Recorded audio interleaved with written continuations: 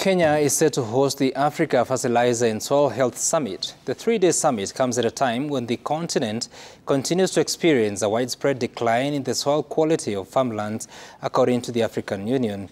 The Union now estimates that the continent loses over $4 billion worth of soil nutrients each year, severely risking Africa's ability to feed itself.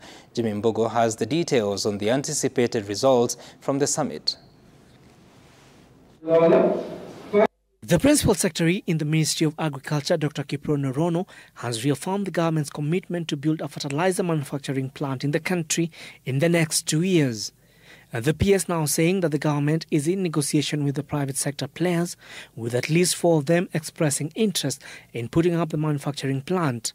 According to the PS, Kenya has sufficient demand that guarantees the return on such capital-intensive investment. The statistics and the requirement for the 6.4 million farmers to really grow food for this country and also for their livelihood.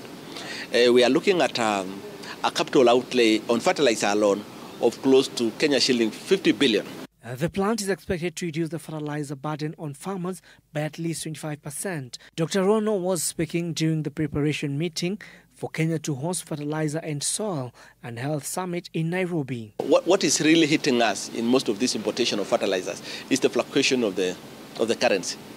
And that is one of the aspects we see, that if we produce locally, that part, which you cannot say how much, it depends on how currency will fluctuate. There will be a lot of gains in the country. Nairobi Summit will be held from the 7th to 9th of May and will bring together relevant stakeholders to highlight the crucial role of fertilizer and soil health in stimulating sustainable pro-poor productivity, growth in Africa agriculture, and to agree on an African fertilizer and soil health action plan, as well as the Soil Initiative for Africa framework with a 10-year action plan. The plan aims to deliver concrete recommendation for steps to be taken by African leaders and stakeholders over the next 10 years.